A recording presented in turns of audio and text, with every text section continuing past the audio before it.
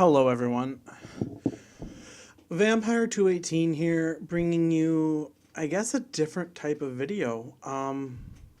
So this is gonna be my 50 subscriber special. I decided that I would play a game that, I don't want to say in my youth, but in my teen years, this game really blew my mind. This game was absolutely amazing. And it was the best game I had ever played. And I'm going to skip the intro there. It's called 999, 9 hours, 9 persons, 9 doors. And I'm going to be doing a let's play of this game, I guess. I had really wanted to hold off on this until they re-released it for Steam with the voice actors, because the third game and the second game have their voice actors. But the first doesn't, and the first is on the DS, the next two are on the 3DS. So that's kind of why I didn't want to start this yet, but I guess for a 50 subscriber special I will. This game is fiction. All names, characters, and incidents portrayed in this production are fictitious, and this is going to be very difficult for me just because there is going to be a lot of reading in this. And it's not that I don't like reading. However, it's going to be very difficult because this game's going to be produced in 30-minute episodes. So that's going to be 30 minutes of me basically straight reading. And it's going to be a lot of me talking. So please bear with me. I'm going to try and give people voices because I imagine that's going to be entertaining. And I will put a disclaimer that this is very 18 plus. It's kind of 18 plus. There's a lot of violence, a lot of sexual innuendo, and things that are not suitable for younger children. And I'm not going to tell you not to watch this. This game I played when I was under 18, and it just revolutionized me to the visual novel format. So I'm really hoping that you enjoy it as well. So we're going to jump right into things.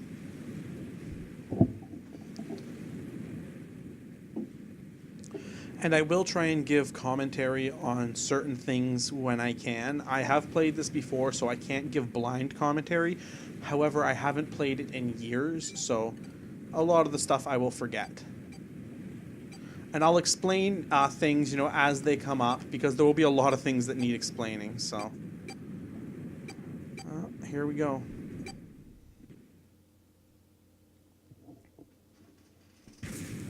And you will see that the graphics in the later games, which I do plan to play, will be better, so. I need to figure out a way to play the second game if they don't port it soon enough. A loud noise startled Junpei awake, and his eyes snapped open. As they adjusted to the light, he realized that he didn't recognize his surroundings. Ow! With a crack, Junpei's head connected with something metal. He rolled over and threw out his hand to steady himself, but he found himself groping at empty air. His balance lost, and his still fuzzy mind struggling to understand what was going on, Junpei tumbled down to the cold gray floor. Ouch! God damn it! Gah, what the hell? Junpei glared around the room, still trying to determine where he'd woken up. The fall had shaken the last cobwebs of sleep from his mind, and he'd finally understood where he'd fallen from. It was a bed. A 3-level bunk bed, in fact. Junpei had fallen, apparently from the topmost bunk. His shoulder hurt, his knee hurt, his hip hurt, his entire body hurt. He could feel a bump forming on his forehead where he slammed it against the low ceiling. He wondered if that bump was the reason he felt his vision wavering a bit, but that seemed unlikely. At first, he thought the tremor that ran through his legs was just another effect of his rude awakening, but as he looked around, he realized it was real. The whole room was shaking.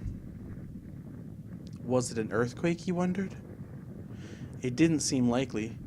It was shaking far too quickly for an earthquake. Then again, Junpei had no idea what it was, if not an earthquake. He tried to tell himself it was important. Junpei rubbed the growing bump on his head and gingerly climbed to his feet. His balance regained, he finally took his first good look around the room. And muttered to himself, "Where am I?" His pain momentarily forgotten, in the face of confusion of his circumstances, Junpei looked around the room once again. Minutes passed while Junpei struggled to get his bearings. Then, as suddenly as they had begun, the tremors ceased. A cold silence fell over the room. From somewhere far away, Junpei could hear the sound of metal squeaking. He felt his stomach tighten. There were 1,000 things the sound could have been, but none of the things he could think of were good. In an attempt to distract himself, Junpei looked around the room once more. There was a stove. Old but functional. I couldn't read that, sorry. The 3-level bunk bed had mattresses that were so thin they were little more than blankets. On the other side of the room was an identical bed, and set in the wall between the beds was a slightly dirty iron door. The first thing Junpei noticed about the door was the number roughly emblazoned across it. On the surface of the door, in red paint, someone had written 5. 5? What's this 5 mean? Suspicious, and still utterly confused, Junpei approached the door slowly. Standing at last in front of the door, Junpei grabbed a hold of the L-shaped handle. A push yielded no movement, and a pull the same result. A few more tries cemented the truth in Junpei's mind. It wouldn't open. It didn't matter how much he pushed and shoved, the handle wouldn't budge. Next to the door was an odd-looking device that reminded Junpei of a card reader. It didn't take a genius to figure out that the odd-looking device was keeping the door shut. Junpei knocked hard on the door. "Hey, hello? Is anyone there? Open the door!" There was no response. Junpei threw his left fist into the door and stopped. What the hell is this? He wasn't really sure what else to say. On his left wrist was a bracelet of a sort he'd never seen before. In the center was a large LCD display. It looked like nothing else so much as a watch, but it clearly wasn't that. After all, it only showed a single number. 5. That's the same as the door. True, the numbers were the same, but he had no idea what that might mean. All he knew was that it was strange and new, and he wanted it off. Junpei flipped his hand over as if to remove a watch, but the other side of the bracelet was solid. No buckle, no clasp, nothing. He sighed and flipped the thing back over. There were a few number of rivets around the rim of the face. Perhaps. He pushed them, but nothing happened. On a watch, they may be dials for adjusting date or time, but on this bracelet, they did nothing. Junpei was at a loss. What was he going to do? Growing more desperate, he began to tug at it. However, damn, it's no good. Damn thing won't come off. A steel ring ran from the face around Junpei's wrist and back into the face. He wouldn't be pulling off the bracelet anytime in the near future. What the hell is the deal with this thing? Frustration and desperation were beginning to mix as the reality of the situation began to dawn fully on Junpei. So much was happening, and none of it made sense. Junpei felt as though he were about to explode. Where am I? And why the hell am I here? Why? Why? What the hell happened to me? It was at that moment that he noticed the window. The window was round, rimmed, and riveted brass, like a window from an early 20th century ship. What? Wait, am I in a ship? Junpei walked slowly toward the window. He could see nothing beyond it but thick, impenetrable darkness. Junpei squinted, trying to see something. Anything. It was at that moment. What the? You gotta be kidding me. What the hell is going on here?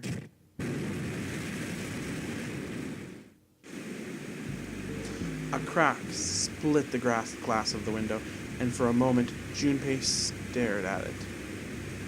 Then the window burst, and water began to pour into the room. What the hell? God damn it! Junpei yelled and spun around, his feet slipping on the water. Already coming through the window, he ran for the door. Hey! Anyone! Is anyone there? Come on, if you're there, say something! There was no reply. As Junpei screamed and pounded on the door, the water began to rise. It was now ankle-deep on the floor and rising quickly toward his knees. Things were not looking good for Junpei. Not good at all. He needed to find a way out, and quickly. Junpei ran a hand across his forehead, brushing the sweat out of his eyes, and looked back around the room.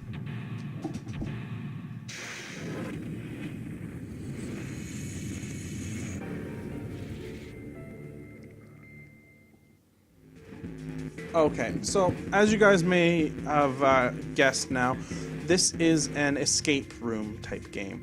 So there's going to be a couple different, or two different types of playing styles. There's story, which you've just seen, and which I will try and do voices for the characters. And yes, there are more characters. I will try and not spoil anything about the story.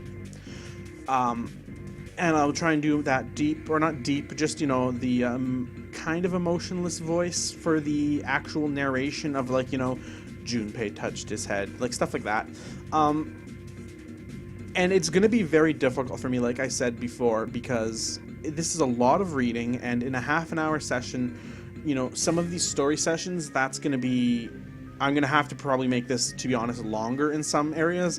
I'm going to shoot for 30 minutes, but some sections are going to be longer, simply because I'm not going to cut off, I'm not going to cut off if I can continue and get to a point where it'd be a good cutoff maybe 10 minutes later. So these are going to vary from probably 30 to 45-ish minutes. I'm trying to really stay in that time limit because it's going to be very difficult for me.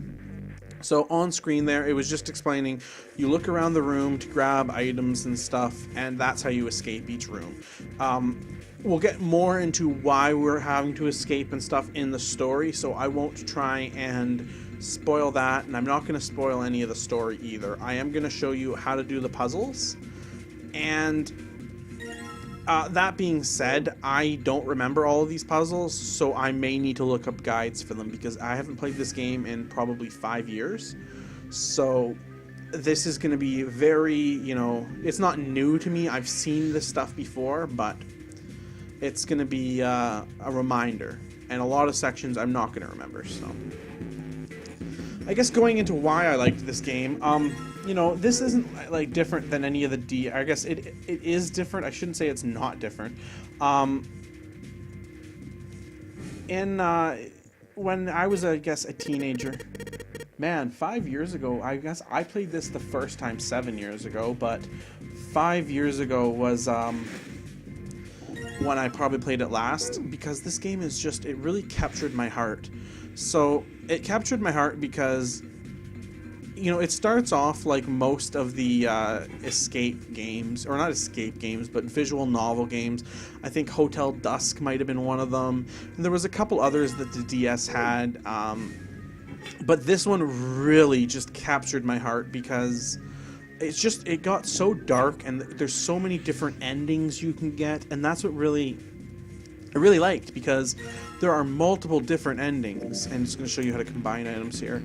So being able to, you know, get multiple endings in a game was huge for me, because in many of you know, in many games you can't get multiple endings. So I really like that. And the you know, the second game and the third game continue this fact. However, they do it, I think, in a different way. So okay, what do we need here? Let's just see what items we got, because I don't remember. Okay, we got the blue key, so we need to do the blue locker. So yeah, let's get that done. But yeah, I do plan to play through all 3 games. The only trouble is I want to play them in order so that people who are, you know, experiencing this for the first time through my channel are not going to see spoilers, because I'm playing you know, a different game first. So I'm going to be playing through 999, and then the second game is Virtue's Last Reward, and the third game is Zero Escape Time Dilemma. So as we go on, you know, there are a lot of spoilers that, you know, the characters from this game appear in some of the others, and, you know, vice versa. So the only issue I'm having is that this game and Virtue's Last Reward are supposed to be ported to Steam, but I need to get the number for that. They're supposed to be ported to Steam, this game having full voice acting. However, I don't know when that's happening, so I do want to do this for my 50 subscriber special, so I'm not gonna make people wait, because I don't know when Steam's doing that. So the second game I'm gonna have a problem with if if they don't do it soon, because I mean, this game will take a while, so that is a good thing. But okay, let's just get the code. Okay, so it needs to go like that. The problem I'm having is that you know, Virtue's Last Reward is on the 3DS, and it's very difficult to get it to work on an emulator. And that's the only reason I'm playing this on an emulator, is that I'm not about to buy a $300, what's it called, when I'm already planning to buy this when they release it on Steam regardless. So black squares was 0, 2, 0, 2, that's 6, 0, 2, 6, 3. So 0, 2, 6, 3 we got. Yeah, but I do plan to buy all 3 games when they come out on Steam. I also bought them for the actual system they're on, which is the DS and then the 3DS. So, but I'm not about to spend like $300 to get a capture card, because it's ridiculous, you know. There we go. I got this open. You know, they should have made capture card, or not even capture card, they should have made it you can hook up your DS to a computer or whatever, because it's just ridiculous not to be able to do that. Anyway, we're going to open this file. And you can get files in this game as well, and I mean, I guess I'll go over those. If, you know, we get an interesting file, I'll go and I'll read that when it's, you know, happening. But this file is just going to tell us about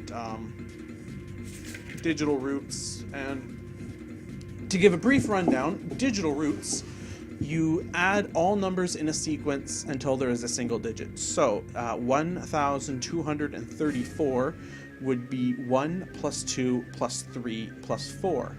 And 1 plus 2 plus 3 plus 4 equals 10, which, if you add 1 plus 0 equals 1. So the digital root of 1 plus 2 plus 3 plus 4 would be 1. And it's explaining this on screen, but yeah, exactly. So there's the example. 1 plus 2 plus 3 plus 4 is 1. So the digital roots are going to play a huge a huge part in this game.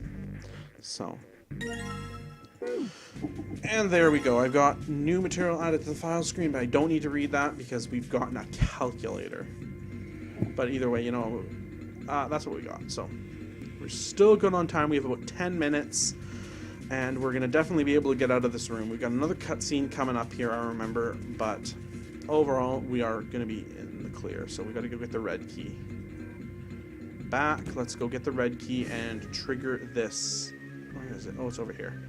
Okay, let's trigger the event. Get the key and trigger the event. Junpei grabbed the key and shoved it into his pocket. He intended to leave immediately, but something stopped him. His reflection stared back at him from the mirror, but he had scarcely recognized himself. This is us right here, Junpei. We will be playing as Junpei the entire game, so this is what we look like. What's up with my face? His confusion was well justified. His face was drawn and pale, and the dark circles around his eyes made him look as though he was nearly dead. Man, what the hell happened to me? How did I end up here? Even as he said it, something in his mind opened, and a memory bobbed to the surface. It was the last thing Junpei remembered before waking up in the strange room.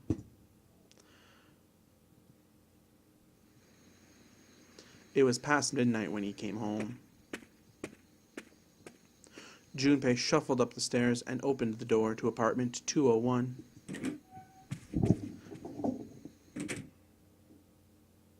Inside was his apartment, a small, one-bedroom affair that ran him about $630 a month. He moved into it when he entered college, and so far he'd been there for 3 years and 7 months.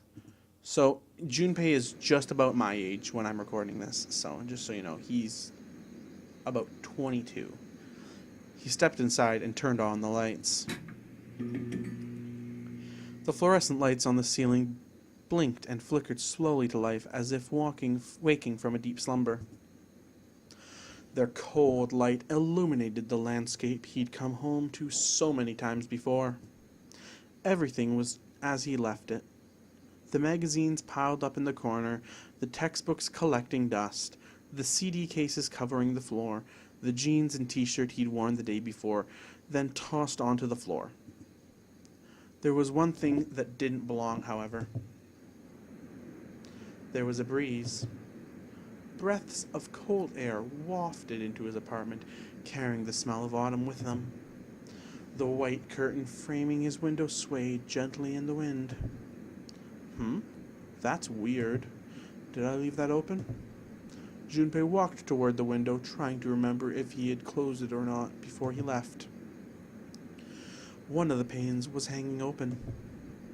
He stuck his head out and looked around. Nothing seemed out of the ordinary. Junpei shrugged. He must have just left it open earlier. He closed the window. Then it happened.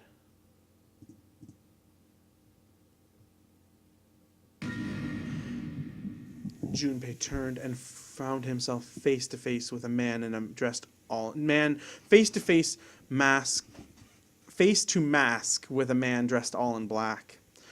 The man wore a deep hood and bulky gas mask. His face was entirely hidden. Junpei tried to scream, but all he could manage was a strangled croak. He tried to step toward the man, but his legs could no longer support his weight. Junpei collapsed to the floor, a crumpled heap of limbs like a discarded puppet. Too late he noticed the white smoke that was quickly filling the room. A small object, shaped distressingly like a grenade, sat on the floor in front of his face, hissing. The white smoke poured out of it at an alarming rate, an incredible rate. The smoke had grown so thick that the details of Junpei's apartment began to fade into the white haze.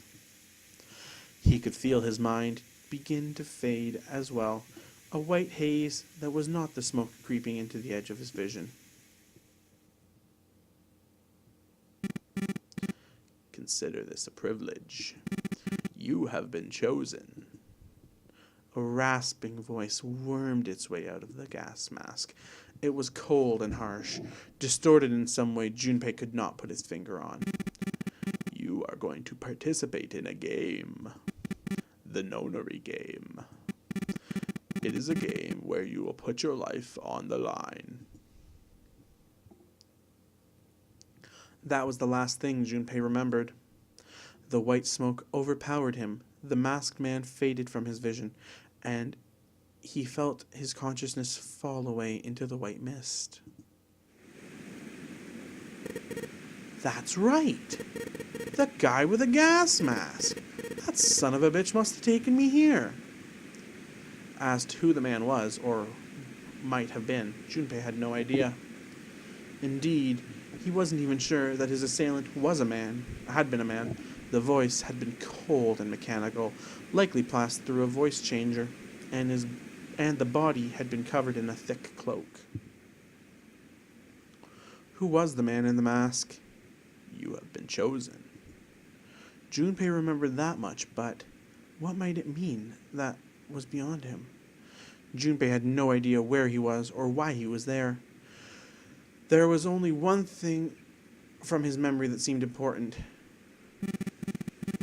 You are going to participate in a game, the Nonary game. It is a game where you will put your life on the line. The Nonary game? What the hell is the Nonary game? God damn it! With a yell, Junpei drove his fist into the mirror.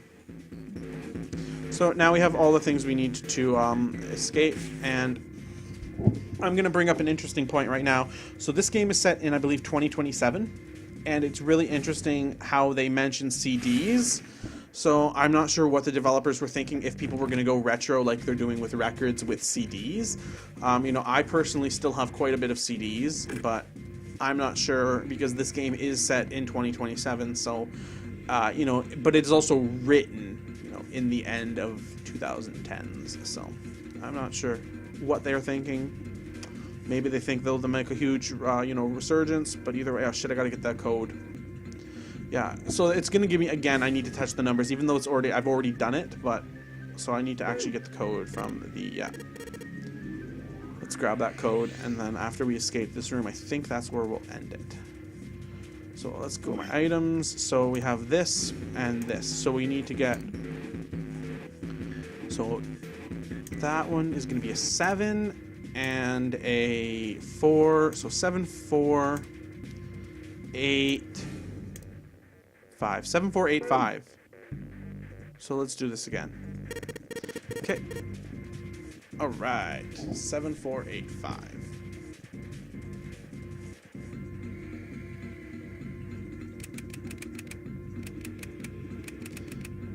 I like that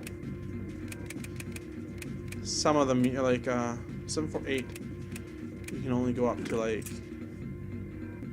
4 or 5 on those, so that's nice that you didn't have infinite, but a lot of extra things that you didn't need. So either way, we got the red keys. Now we have both of the things we need to escape. We're gonna go to escape, and it'll be perfect, fitting just in the time limit that I want. So I'll show you how to escape here. You go to this thing, you're gonna have to touch it, you're gonna try and do it, it won't work, and then you cards with the numbers on them, yes. You use them, and then you slide the card, it doesn't work, you try the other ones, it doesn't work, and then you're gonna get to use them, so. Basically, Junpei is kind of slow here, because I have other cards I haven't used, we gotta try the other cards. And you just click the items there, and he's gonna try these ones, oh, it doesn't work either. Damn, not again, these aren't more cards in here. I've only got one other hint, of course, the files. He'll read the file, and it's gonna be like digital root stuff, and I mean, this is, I think, a big issue that this game has. I don't think the other games have it as much, is that this game is really tutorial, like, really long tutorial. So, yes, digital root of 5. So, let's do it. Doopy-doopy-doo. Yeah, digital root of 5. And I don't remember this offhand, so I'm going to have to, make this myself. So, I believe it's 6, 7, 8. No. Reset. So, it's going to be 7 plus 6 plus 1. There we go. We got 5. Perfect. There could be other ways to do it. I'm not sure. I don't remember. I think that might be the only way to do it, but there we go. We got it open. So we're going to open the door, and then we're going to get the escape.